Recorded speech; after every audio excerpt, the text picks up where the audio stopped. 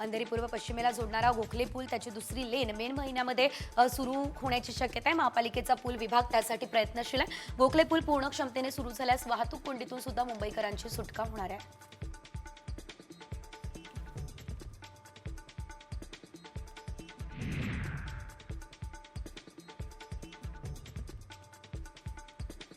मुंबई विमानतळावर सोनं तस्करीचा पर्दाफाश झालाय। ईडीने 6.5 किलो सोनं जप्त केलंय। जप्त केलेल्या सोन्याची किंमत 8.5 कोटी इतकी आहे। सोनं तस्करीमध्ये विमानतळावरील कर्मचाऱ्याचा हात असल्याचं निदर्शनास आलं। या प्रकरणी 4 स्वतंत्र गुन्हे दाखल झाले तर 3घांना अटक करण्यात आलेली आहे।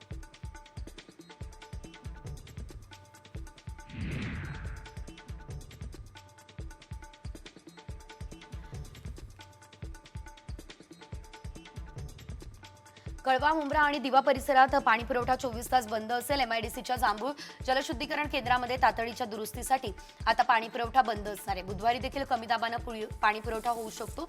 नागरिकांनी आवश्यक तो पाणी पुरवठा करून आणि पाणी साठा करून पाणी जपून वापरावं असं आवाहन महापालिकेने केलेलं आहे।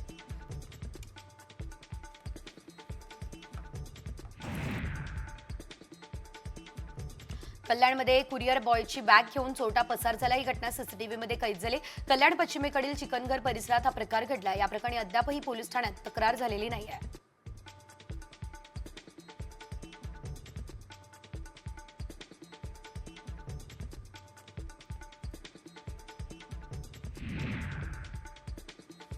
संत तुकाराम महाराजांचा 375वा वैकुंठ गमन सोहळा आणि संत तुकाराम महाराज बीज यानिमित्त हरिनाम सप्ताहाचं आयोजन करण्यात आलं। 16 मार्च ते 23 मार्च दरम्यान मुंबईच्या वर्सोवा सातबंगला परिसरात हा सोहळा रंगतोय। महाराष्ट्रातील नामवंत प्रवचनकार आणि कीर्तनकार यामध्ये सहभागी होणार आहेत।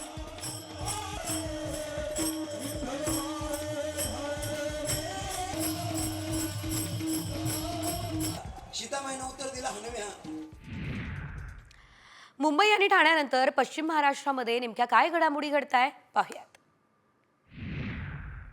सांगलीमध्ये कुस्तीप्रमाणे बैलगाडी स्पर्धेला आज राज्य सरकारने मान्यता द्यावी अशी सरकारकडे मागणी होती आहे। राज्यस्तरीय आणि जिल्हास्तरीय स्पर्धेचं आयोजन सुद्धा करावं ही मागणी जयंत पाटील यांनी केलेली आहे।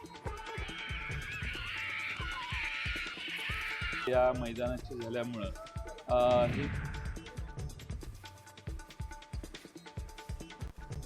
पुण्यात वाहनांच्या तोडफोडीचं सत्र थांबत नाहीये। बालेवाडीमधल्या एका सोसायटीमध्ये काही तरुणांनी हातात शस्त्र घेत वाहनांची तोडफोड केली।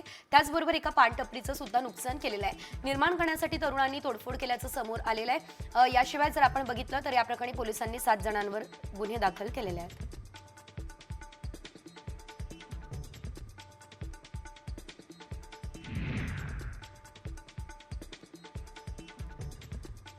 आवक वाढल्यानं फ्लॉवर, कोबी, ढोबळी मिरची या शेवग्याच्या दरामध्ये सुद्धा वाढ झाली असल्याचं बघायला मिळत आहे। हिरवी मिरची, मटारच्या दरात वाढ झालेली आहे। अन्य फळभाज्यांचे स्थिर भाव असल्याची माहिती।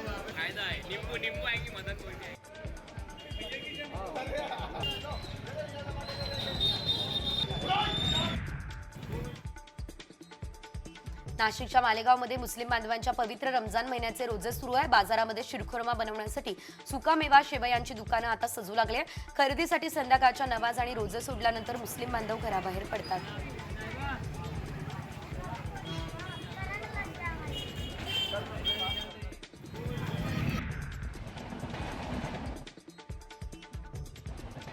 मध्य रेल्वेने हडपसर हिसार दरम्यान धावणाऱ्या होळी विशेष गाड्यांच्या फेऱ्यांमध्ये वाढ करण्याचा निर्णय घेतला। प्रवाशांचा प्रवास काही प्रमाणात त्यामुळे सुखकर होणार आहे। हडपसर हिसार विशेष रेल्वे ही गाडी 17 मार्च ऐवजी 24 आणि 31 मार्च पर्यंत वाढवण्यात आली आहे। या गाडीचं आरक्षण 16 मार्च पासून सुरू झालं आहे।